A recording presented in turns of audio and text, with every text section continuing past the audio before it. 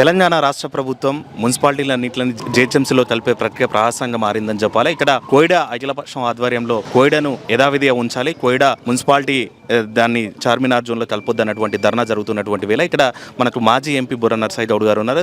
సార్ని అడిగి తెలుసుకుందాం అసలు ఏంటి సమస్య. ఎందుకంటే ఈరోజు ఓ బృహత్తర కార్యక్రమం చేపట్టినామని కాంగ్రెస్ ప్రభుత్వం చెప్తుంటే మరి ఇక అఖిలపక్ష ధర్నా అంటున్నారు. కానీ వాళ్ళు చెప్తున్నటువంటిది బీజేపీ ధర్నా అనేటువంటిది బీజేపీ ఆందోళన చేస్తున్నటువంటి మాట చెప్తున్నటువంటి వాళ్ళు నిజమేంది అనేటువంటి తెలుసుకుందాం. సార్ నమస్తే.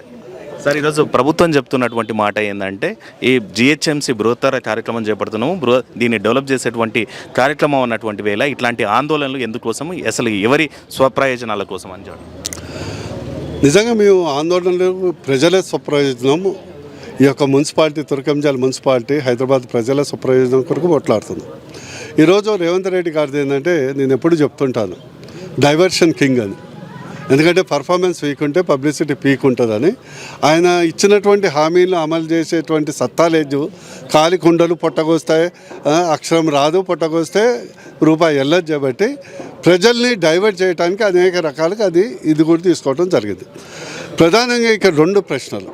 మీరు ఈ కోహెడా గ్రామాన్ని చుట్టుపక్కల గ్రామాల్ని మున్సిపాలిటీ చేశారు గతంలో, గత ప్రభుత్వం చేసింది. చేసినాక ఏమైనా డెవలప్మెంట్ అయిందా? ఒక నెంబర్ 1 క్వశ్చన్. ఇంతవరకు తెలిసి ఇక్కడ మున్సిపాలిటీకి గ్రామానికి మధ్య డిఫరెన్స్ ఏమీ లేదు, ఎక్సెప్ట్ ఇక్కడ ట్యాక్సులు పెరగటం, ఇంటి పన్ను పెరగటం తప్పితే ఎలాంటిది ప్రత్యేకంగా ఇన్ఫ్రాస్ట్రక్చర్ వైజ్ జీరో డెవలప్మెంట్. ఈరోజు ఇక్కడ రోడ్లు మీరు పోయి చూడండి, ఇది ఒక మున్సిపాలిటీ లాగా ఉంటుందా? ఇక్కడ అనేక కాలనీస్ డెవలప్ అయినాయి. ఎక్కడన్నా ఒక డ్రైనేజ్ కానీ, వాటర్ కానీ, ఓ సీసీ రోడ్ కానీ, ఓ డాంబర్ రోడ్ కానీ, ఒక ఫిష్ మార్కెట్ అని కోయిడాల్యాండ్లో ఇప్పుడు ఏదో అనౌన్స్ చేస్తారు. కానీ ఒక మున్సిపాలిటీకి ఉండవలసినటువంటి హోదా కానీ ఏమీ లేదు. నెంబర్ 1. నెంబర్ 2 మీరు చేశారు దీని ఏదో హైదరాబాదు మొత్తం సౌత్ ఏషియాలోనూ పెద్ద జిహెచ్ఎంసీ అని మీరు చేయడం జరిగింది. చేసినప్పుడు ఏదో ఒక ప్రాతిపదిక ఉండాలి కదా, వైశాల్యమైనా ఉండాలి లేదా జనాభా లెక్కలో ఉండాలి. ఈరోజు తుర్కంజాల్ మున్సిపాలిటీ అనేది హైదరాబాద్లో తుర్కంజాల్ మున్సిపాలిటీలో అన్ని పరిసర ప్రాంతాల కంటే ఇక్కడ ల్యాండ్ రేట్ ఎక్కువ, ఎక్స్ప్లోజన్ ఆఫ్ ద పాపులేషన్ ఎక్కువ. చాలామంది చుట్టుపక్కల ఉమ్మడి నల్గొండ జిల్లా వాళ్ళు కానీ, మహబూబ్నగర్ జిల్లా వాళ్ళు కానీ వీళ్ళందరూ చాలామంది సెటిల్ అవుతున్నారు. ఇప్పటికే 90-95 వేల ఓటర్లు ఉన్నారు. అయినప్పుడు నువ్వు తుర్కంజాల్కి సంబంధించింది 25,000 ఓట్లు, తొర్రూరు డివిజన్కు 65,000 ఓట్లు ఎట్లా చేస్తారండి? ఈ కోహెడా గ్రామం వైశాల్యం పెద్దది, రెవెన్యూ పెద్దది.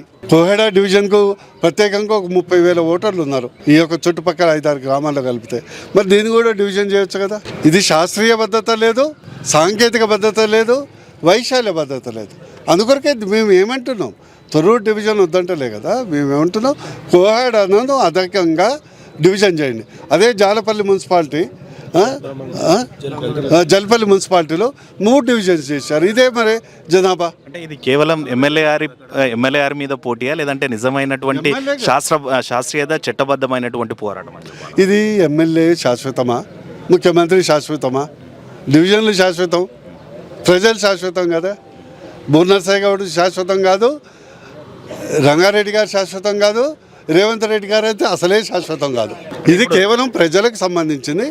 శాస్త్రీయబద్ధంగా జనాభా లెక్కలబద్ధంగా ఇక్కడ కోహెడాకు అన్ని రకాలుగా డివిజన్ అయ్యే అవకాశం ఉంది. రేపు ఇంకా డీలిమిటేషన్ కూడా అవుతుందండి.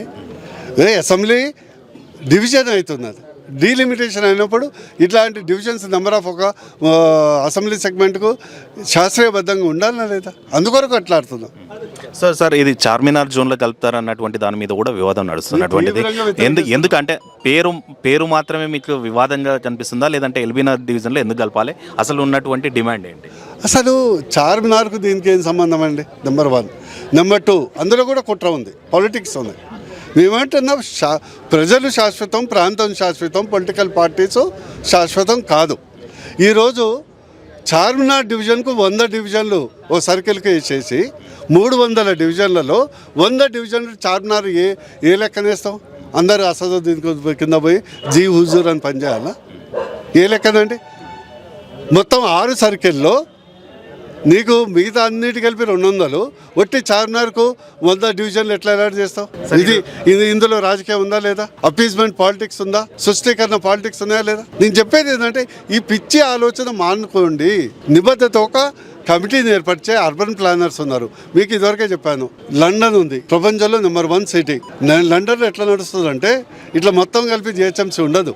మెట్రో నగరం పరిపాలకులు ఒకళ్ళు ఉంటారు. దానికి only drainage, water supply, transport, metro, శాంతి భద్రతలు, ఇన్ఫ్రాస్ట్రక్చర్ వాళ్ళు చూస్తారు. లోకల్ గవర్నెన్స్ అంతా 60 బరోస్ అంటారు. దాంట్లో 60 మున్సిపాలిటీలు ఉంటారు. అవి చేసి మున్సిపాలిటీ ఉంటే ఏమైందంటే ఇక్కడ ఉన్నటువంటి ప్రజలు, ఇక్కడ ఉన్నటువంటి సమస్య వస్తుంది, ఇంటి సమస్య వస్తుంది, డ్రైనేజ్ సమస్య వస్తుంది, కరెంటు సమస్య వస్తుంది, లోపల ఇన్ఫ్రాస్ట్రక్చర్ సమస్య వస్తుంది.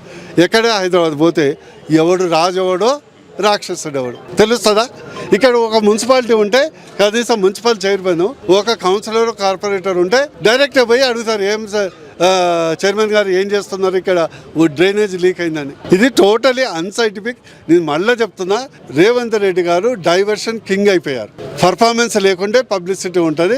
ఈ యొక్క జిహెచ్ఎంసీ విలీనం పేరు మీద ఓ 6 నెలలు సినిమా నడుస్తుంది. ఇది మొత్తం మీద అంటే శాస్త్రీయబద్ధంగా, చట్టబద్ధంగా, టెక్నికల్ ఆస్పెక్ట్స్ లేకుండా ఇట్లా డివిజన్లను విడగొట్టడం అనేటువంటిది, ఓ డివిజన్లో 20,000, ఓ డివిజన్లో 60,000 పెట్టేటువంటిది ఏ బేసిక్గా చేస్తున్నటువంటిది కోయిడ ప్రజల డిమాండ్. దీనికి మొత్తం మీద అయితే మాజీ ఎంపీఆర్ కూడా మద్దతు చెప్తున్నారు. చూద్దాం మరి ఇది ఎంతవరకు పోతుంది, గవర్నమెంట్ ఎలాంటి డెసిజన్ తీసుకుంటుందో. Thank you sir. Thank you.